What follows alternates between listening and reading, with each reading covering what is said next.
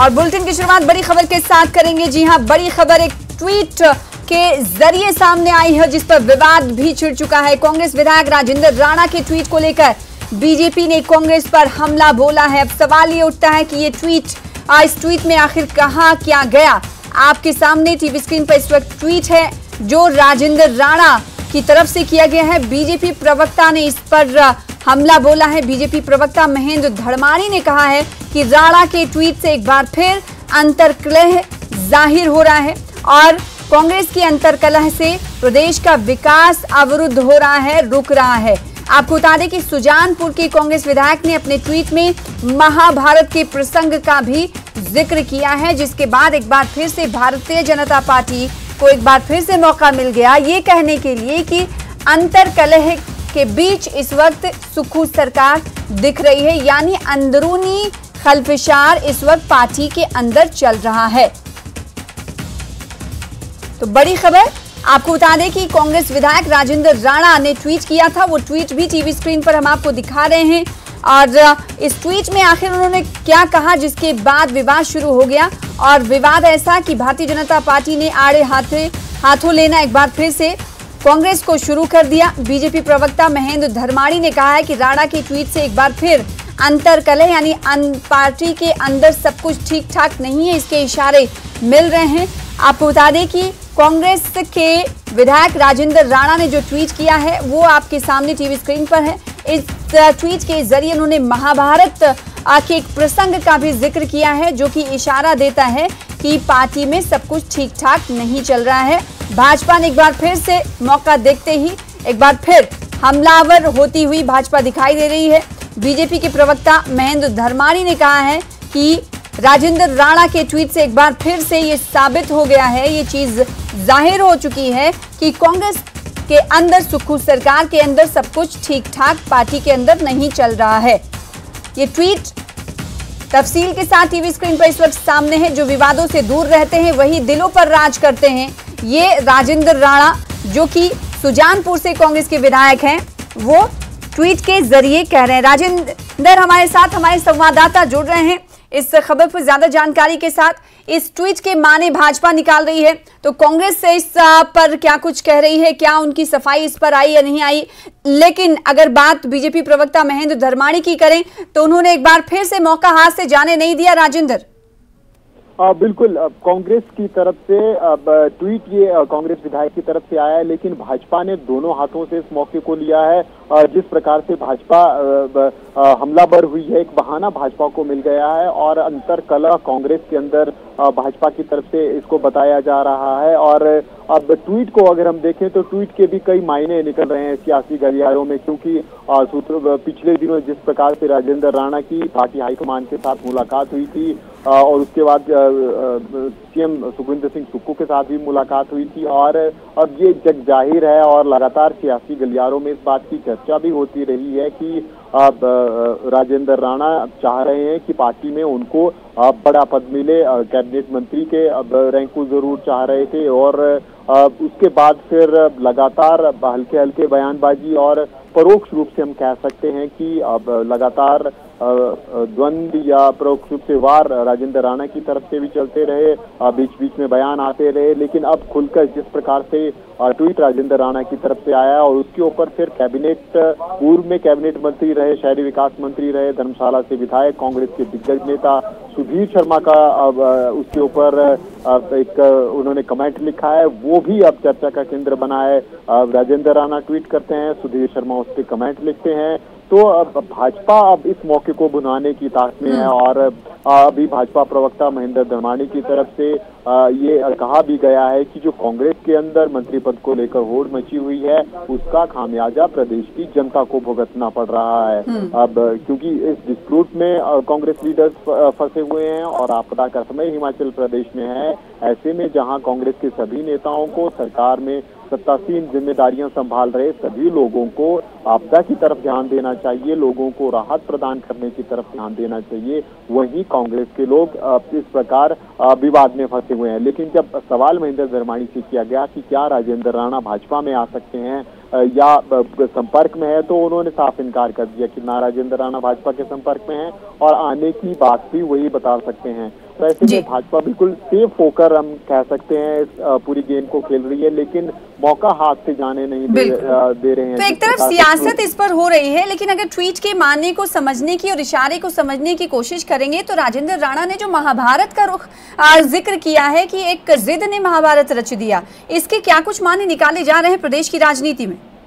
बिल्कुल यही बड़ा सवाल जो उन्होंने बातें लिखी हैं और जो जिस एपिसोड का जिक्र उन्होंने किया है वो बड़ा महत्वपूर्ण है कि किस प्रकार से पांडव लगातार 5 गांवों की मांग करते रहे कि हम सिर्फ 5 गांवों में ही संतुष्ट हैं, लेकिन दुर्योधन की तरफ से सुई की नोक के बराबर जमीन देने से भी मना कर दिया। अब क्या इसके सियासी मायने हैं, क्योंकि राजनीतिक पंडित अलग अलग मायने इसके निकाल रहे हैं। वहीं दूसरी तरफ इसके बाद फिर सुधीर शर्मा का कमेंट है वो पढ़ने लायक है। उन्होंने लिखा है कि जिस प्रकार से समय बड़ा बलवान होता है कि अर्जुन जो महाभारत में पात्र थे वो शक्तिशाली थे, लेकिन कमजोर लोग ही, जिनका उन्होंने जिक्र अपने कमेंट में किया है, वो उनके सामने सब कुछ लूट कर ले गए। तो समय के ऊपर उन्होंने पूरी बात छोड़ दी है। एक तरह से सपोर्ट उन्होंने राजेंद्र राणा के ट्वीट को किया हुआ है। तो ऐसे में राजनीतिक पंडित अलग अलग मायने इन सारी चीजों के निकाल रहे हैं अपनी समझ के अनुसार। अलग अलग अब रिएक्शन राजनीतिक पंडितों का है, लेकिन अब जो भी हो अब राजनीतिक गलियारों में राजेंद्र राणा के ट्वीट से हलचल जरूर मच गई है। अब लोग चाह रहे हैं कि राजेंद्र राणा खुद ही अब ये स्पष्ट करें कि क्या मायने उनके ट्वीट के हैं।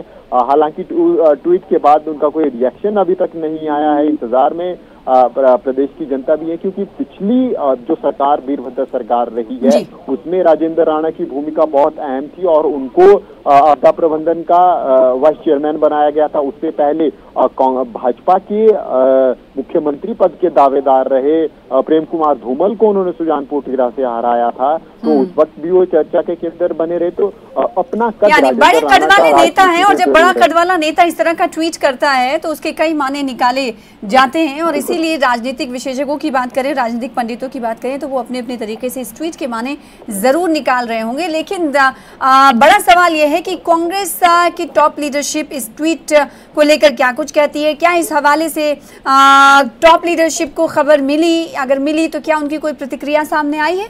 राजेंद्र, बिल्कुल ये बड़ा सवाल है। टॉप लीडर से कांग्रेस हाईकमान का क्या रोल इसमें रहता है, क्योंकि राजेंद्र राणा लगातार हाईकमान के संपर्क में रहे हैं। चंडीगढ़ के जब नगर निगम चुनाव हुए थे तो वहां पर उनको प्रभारी लगाया गया था।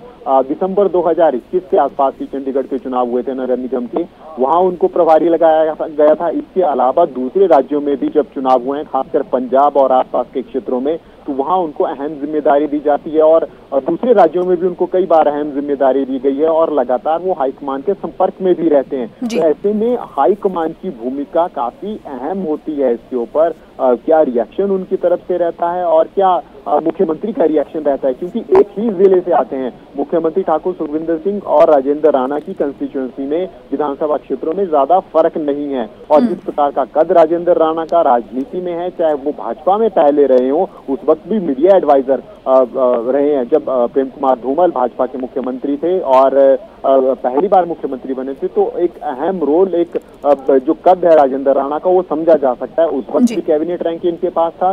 जब वीरभद्र सिंह सरकार बनी, कांग्रेस में वो गए, तो उस वक्त भी अहम जिम्मेदारी, काफी अहम डिपार्टमेंट आपदा प्रबंधन है, उसमें उनको वाइस चेयरमैन लगाया गया था। लोकसभा का चुनाव उन्होंने लड़ा है। तो ऐसे में कई अहम कांग्रेस में उनके पास रही है और ऐसे में जब इस प्रकार का ट्वीट वो करते हैं तो फिर जाहिर सी बात है कई सवालों को जन्म देता है। तो कई प्रतिक्रियाएं भी आई हैं। बहुत शुक्रिया राजेंद्र हमारे साथ जुड़ने के लिए। राजेंद्र राणा के ट्वीट के हवाले से जो सियासत हो रही है उस पर प्रतिक्रिया अभी आई है, आइए आपको सुनाते। के विधायक राजेंद्र राणा जी की सोशल मीडिया पर जो पोस्ट आज आई है उसको देख करके लगता है कि कांग्रेस के अंदर अंतरकलह अपने चरम पर है और इस अंतरकलह के से लगता है कि प्रदेश का विकास कांग्रेस की अंतरकलह के कारण रुक गया है, अवरुद्ध हो गया है। राजेंद्र राणा जी की बात से तो लगता है कि कांग्रेस के अंदर महाभारत का आगाज हो गया। राजेंद्र राणा जी का बयान, पोस्ट, उनका दर्द ये बयां करता है कि सुक्खू जी आप पर वो बात बिल्कुल सही बैठती है कि ऐसा कोई सगा नहीं जिसको हमने ठगा नहीं। कांग्रेस की दी गई 10 गारंटियां जिस प्रकार से आज जिनके कारण प्रदेश की जनता त्रस्त है, उसी के साथ साथ लगता है कि कांग्रेस के अंदर कांग्रेस के नेता, कांग्रेस के विधायक परेशान हैं और अपनी पीड़ा का बयान, अपनी पीड़ा को सोशल मीडिया के माध्यम से जनता के अंदर ले जाने का प्रयास कर रहे हैं। बात तो इससे आगे और चली गई जब राजेंद्र राणा जी की पोस्ट पर सुधीर के बयान से तुलसीदास जी का एक दोहा उन्होंने उसके साथ संलग्न किया। उससे लगता है कि कांग्रेस सच में इकट्ठा होकर के कांग्रेस के अंदर पांडव और कौरव कौन है वो तो वो तय कर लें, लेकिन महाभारत होने वाला है। और भारतीय जनता पार्टी का ये स्पष्ट मत है कि कांग्रेस का अंदरूनी मामला है, लेकिन अंदरूनी मामला होने के साथ साथ जिस प्रकार से कांग्रेस में खलबली मची है, उससे प्रदेश की जनता के जो विकास के काम हैं, जिस प्रकार से प्रदेश में आपदा आई है, जिस लगन और तेज गति के साथ उस आपदा का प्रबंधन होना चाहिए था, उसमें कहीं ना कहीं प्रदेश की सरकार असफल हुई है। आगे बढ़ेंगे। सीएम सुक्खू ने आज रोहड़ू और ननखरी इलाके में बाढ़ बारिश से हुई तबाही का जायजा लिया। सीएम ने आपदा प्रभावित पंचायतों का दौरा किया और राहत और पुनर्वास कार्यों की जानकारी ली। सीएम रोहड़ू के लैला गांव भी पहुंचे, जहां बादल फटने से एक ही परिवार के 3 लोगों की मौत हो गई थी। सीएम ने पीड़ित परिवार को हर संभव मदद का आश्वासन दिया है। सीएम ने आपदा प्रभावित पंचायतों को 2-2 लाख रुपए देने का ऐलान भी किया। सीएम ने कहा कि बंद पड़ी सड़कों को जल्द खोला जाएगा। जो कोई भी बागबानों को परेशान करेगा उसके खिलाफ उन्होंने कहा कि सख्त कार्रवाई की जाएगी। हमीरपुर संसदीय क्षेत्र के 18 जिला परिषद सदस्यों ने दिल्ली में केंद्रीय सड़क परिवहन मंत्री नितिन गडकरी से मुलाकात की। पार्षदों ने केंद्रीय मंत्री के सामने अपने अपने इलाके की समस्याएं बताई। बिलासपुर, धर्मपुर, देहरा और जसवा परागपुर इलाके के 18 पार्षद केंद्रीय मंत्री अनुराग ठाकुर के बुलावे पर दिल्ली पहुंचे थे और उन्हीं के साथ संसद भवन जाकर नितिन गडकरी से मुलाकात की और अपने इलाके की समस्याएं मंत्री के सामने रखी।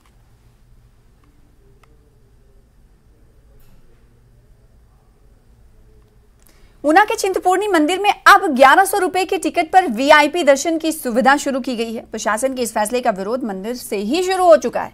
मंदिर के पुजारी फैसले का विरोध कर रहे हैं, लेकिन डीसी का कहना है कि श्रद्धालुओं की सुविधा के लिए वीआईपी दर्शन की व्यवस्था की गई है। 1100 रुपए के टिकट पर 5 लोग दर्शन कर सकेंगे, लेकिन अगर किसी बुजुर्ग या दिव्यांग श्रद्धालु के साथ कोई अटेंडेंट जाएगा तो उसके लिए 50 रुपए का टिकट अलग से लगेगा। लेकिन मंत्री, सांसद और विधायकों के लिए वीआईपी दर्शन निःशुल्क होगा। 1100 रुपए के टिकट वाले वीआईपी श्रद्धालुओं के लिए वेटिंग हॉल में बैठने की व्यवस्था की गई है, जहां से उन्हें इलेक्ट्रिक गोल्फ कोर्ट से मंदिर की लिफ्ट तक ले जाया जाएगा और फिर लिफ्ट के जरिए ही दर्शन कराया जाएगा। जल्द ही दर्शन के अलावा हवन के लिए भी श्रद्धालु ऑनलाइन बुकिंग कर सकेंगे, साथ ही ऑनलाइन प्रसाद भी मंगा सकेंगे। लेकिन बड़ी बात यह है कि मंदिर के पुजारी इसके विरोध में, जिन्होंने मंदिर परिसर में नारेबाजी और प्रदर्शन किया। पुजारी वर्ग जो है उन्होंने मुझसे एक मीटिंग के लिए आज समय लिया है, तो उनके क्या कंसर्न्स हैं वो मीटिंग में हम सुनेंगे। और जो व्यवस्था है, देखिए व्यवस्था जो है व्यक्ति से सर्वोपरि है, तो उनके क्या कंसर्न्स हैं वो उसको हम सुन के फिर एड्रेस करने की कोशिश करेंगे। और पूर्व मंत्री विक्रम ठाकुर की अगर बात करें तो उन्होंने चिंतपूर्णी मंदिर में 1100 रुपए के टिकट पर वीआईपी दर्शन को लेकर सीएम सुक्खू पर बड़ा हमला बोला है। पूर्व मंत्री ने कहा है कि क्या सीएम इसी व्यवस्था परिवर्तन की बात कर रहे थे। उन्होंने कहा कि जनता की आस्था से खिलवाड़ बर्दाश्त नहीं करेंगे। जिस प्रकार से समाचार पत्रों के माध्यम से ये मालूम हुआ है कि मंदिरों के अंदर वीवीआई दर्शनों के लिए 1100 रुपया जो है वो वीवीआईपी दर्शनों के लिए रखा गया है। ये जो फैसला सुक्खू सरकार ने लिया है, ये कोई अच्छा फैसला नहीं है। मैं तो ये चाहता हूं कि इस फैसले को वापस लेना चाहिए। धार्मिक स्थानों के अंदर हम इस प्रकार का भेदभाव, वहाँ पे धर्म के लिए जो लोग आते हैं उनमें हम कुछ लोगों को वीवीआई बोले और कुछ लोगों को आम आदमी बोले, ये कोई अच्छी बात नहीं है। अगर इस प्रकार की व्यवस्था केवल और केवल मंदिरों में ही क्यों है, मैं ये पूछना चाहता हूं सुक्खू सरकार से कि क्या दूसरे संप्रदाय जो हैं वहां पे, उनके धार्मिक स्थानों पे आप इस प्रकार का कोई टैक्स लगा के देखिए, इस प्रकार का कोई कल्चर तैयार करके देखिए, तो पता लगेगा कि किस प्रकार का रिएक्शन वहां के संप्रदाय के लोगों से आता है। मैं इन चैनलों के माध्यम से निवेदन करना चाहता हूं कि जो फैसला लिया गया है इसको तत्काल वापस किया जाए। ब्रेक के बाद एक बार फिर से आपका स्वागत करते हैं। कुल्लू के तीर्थन घाटी के 2 गांवों के धराशायी होने का खतरा मंडरा रहा है। भूस्खलन और जमीन धंसने से यहां के बादल और कोशुनाला गांव के करीब 20 घरों की बुनियाद खिसकने लगी है, जिससे घरों में दरारें आ गई हैं। हर पल खौफ के साए में जी रहे लोग सरकार से मदद की गुहार लगा रहे हैं।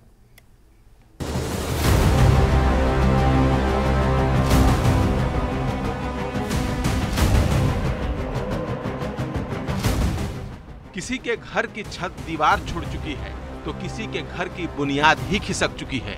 ये भयावह मंजर कुल्लू के सुंदर तीर्थन घाटी के बंदल और कोशु नाला गांव का है, जहां 20 से ज्यादा मकान में आई दरारों के चलते लोग घर छोड़कर पड़ोसियों और रिश्तेदारों के यहां शरण लिए हुए हैं।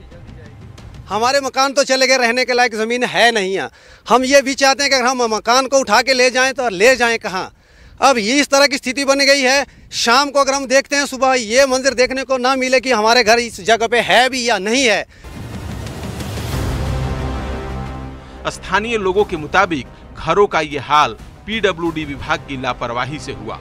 गांव के बगल से सड़क तो बनाई गई, लेकिन उससे पानी की निकासी के लिए नाला नहीं बनाया गया, जिस चलते लगातार 15 दिन की बारिश के बाद 5 किलोमीटर के दायरे में बनी सड़क और आसपास की जमीन पूरी तरह धंस गई और फिर भूस्खलन ने भी तबाही मचाई। यहाँ पर लैंडस्लाइड हो रहा है। इस वक्त हम बंजार विधानसभा क्षेत्र के तीर्थन घाटी के बंदल गांव में है, जहां पर इस पूरे एरिया की बात करें तो लगभग 3 गांव यहां पर है, जहां पर बंदल, निचला बंदल और कोशुनाली गांव, जहां पर लगभग 20 से ज़्यादा जो मकान है वो पूरी तरह से लैंडस्लाइड की वजह से क्षतिग्रस्त हुए हैं। और इसके साथ साथ इस सड़क जो है पूरे के पूरे एरिया की बात करें, आप देखते हैं कि ये जो सड़क है ये सड़क पूरी तरह से धंस चुकी है और पूरा का पूरा एरिया की अगर बात करें तो लगभग 5 किलोमीटर के दायरे में ये पूरा का पूरा एरिया स्लाइड हो रहा है, जिसकी वजह से जिसकी चपेट में लगभग अब तक 20 से 25 मकान जो है। किनारे जो है नालियाँ नहीं बनी थी और कलवर्ट नहीं थे, जिसकी वजह से पानी का जो है ज़मीन में आया और उससे गांव में दरारें पड़ी और पूरा का पूरा एरिया जो है वो स्लाइड। जमीन धंसने से घरों में दरार का खतरा पास के गुशैड़ी गांव पर भी मंडरा रहा है। लोग सरकार से मदद के साथ ये मांग कर रहे हैं कि जल्द से जल्द भूगर्भ वैज्ञानिकों से इलाके का सर्वे कराकर उन्हें ये बताया जाए कि क्या वो यहाँ रह सकते हैं और दूसरा घर बना सकते हैं। तो पूरे एरिया को खतरा अगर ऐसा रहा तो नीचे गुशैनी भी इसको खतरा हो सकता है, गुशैनी को भी, और ये दरिया भी रुक सकता है, जिससे बहुत बड़ा नुकसान हो सकता है। और मैं चाहता हूँ सरकार यहाँ पर हमें बताएं कि हमारे यहाँ रहने के लायक घर बन सकता है दोबारा कि नहीं। हम तो इस पोजीशन में है कि घर छोड़ के और जगह रह रहे हैं। लोगों के मुताबिक कुछ दिन पहले अधिकारियों की एक टीम यहाँ आई थी, जिसने जल्द सर्वे कराने की बात कही थी, लेकिन अब तक सर्वे करने कोई नहीं आया। उधर मंडी के पंडोह में 100 साल पुराना पुल बहने के बाद अब वहां झूला पुल बनाया जा रहा है, जिसे लेकर स्थानीय लोग ये सवाल पूछ रहे हैं कि जब बाकी जगहों पर वैली पुल बनाया जा रहा है तो पंडोह में झूला पुल क्यों।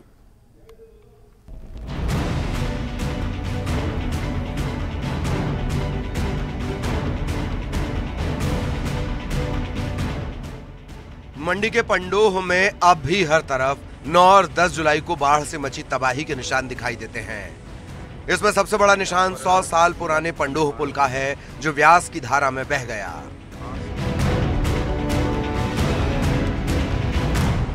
पुल के बचे हुए हिस्से पर अब कुछ लोग कपड़े सुखाते हैं, मगर बादर इलाके से 12 पंचायत के लोग पंडोह नहीं पहुंच पाते, जिससे बाजार में भी सन्नाटा पसरा रहता है। पंडोह जो हमारा कस्बा है, उसको आसपास की पंचायतों से उसकी कनेक्टिविटी बिल्कुल टूट गई और जो आसपास के पंचायतों से लोग यहाँ पे आते थे, सामान लेने के लिए आते थे और भी किसी और पर्पसेस के लिए आते थे, वो सारा बिजनेस जो है पंडोह बाजार में नील हो गया। तो मैक्सिमम जो है 60% कस्टमर्स जो है आसपास के गाँव से ही पंडोह में आते थे, तो सबका बिजनेस अच्छी तरह चलता था। हालांकि सरकार की तरफ से यहाँ नया पुल बनाने का काम शुरू कर दिया गया है। कहा गया है कि पहले झूला पुल बनेगा जिससे जरूरी सामान और लोगों की आवाजाही जल्द से जल्द शुरू हो सके और बाद में वैली ब्रिज बनाया जाएगा। मगर लोग इस बात को लेकर आशंकित हैं कि कई पंडोह और बादर के लोग झूला पुल ही झूलते न रह जाएं। आज हमारे पंडोह बाजार में इतना सुनसान पड़ा है क्योंकि पुल की वजह से यहाँ 12 पंचायतें साथ में लगती है, इसका लोगों का आना जाना डेली होता था। तो अब सरकार उसके एक झूला पुल बना रही है। हमें सरकार से निवेदन है कि झूला पुल कहीं झूला ही ना रह जाए बन के, क्योंकि इस पुल का सरकार को शीघ्र जल्दी निर्माण करना चाहिए जिससे कि इस लोगों को आने जाने में दिक्कत ना हो। चाहते हैं जहाँ से लोगों का आना जाना 10 मिनट में पंडोह, 10 मिनट में वापस। और पंडोह बाजार की भी जो आर्थिक स्थिति है इसी पुल के ऊपर टिकी हुई थी, परंतु अब जो है और जगह जो देखते हैं हम वहाँ पर काम शुरू हो चुका है। विक्रमादित्य जी ने भी बोला था सबसे पहले पंडोह का लाल पुल का काम स्टार्ट होगा, परंतु यहाँ पर एक झूला लगाया जा रहा है। जगह भी हमने देखा कि कुल्लू में, बुनकर में, सैंज में सब जगह वैली ब्रिजेस बनने चालू हो गए हैं, लेकिन पंडोह में अभी एक नॉर्मल झूला बनाया जा रहा है। तो ऐसा ना हो कहीं ये पुल की जगह में ये झूला ही पंडोह के लिए झूला ही रह जाए।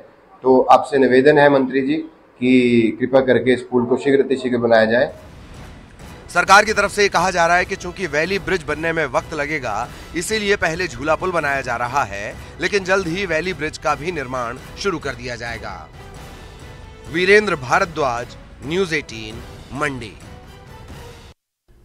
जवाली के हनोटा में लव जिहाद का आरोप लगाते हुए ग्रामीणों ने विरोध प्रदर्शन किया। मामला तनावपूर्ण होता देख पुलिस मौके पर पहुंची और लोगों को किसी तरह शांत कराया गया। बताया जा रहा है कि 2 अलग अलग समुदाय के युवक युवती एक साथ घर से भाग गए हैं। लड़की के परिवार वाले युवक पर लड़की को बहला फुसलाकर भगाने और लव जिहाद का आरोप लगा रहे हैं। 2 अगस्त को लड़की के घर वालों ने थाने में रिपोर्ट भी दर्ज कराई थी। वो युवक, उसके परिवार और साथियों के खिलाफ सख्त कार्रवाई की मांग कर रहे हैं। मामला तब शांत हुआ जब पुलिस ने ये कहा कि उसने लड़की को बरामद कर लिया है और जल्द ही परिवार को सौंप दिया जाएगा।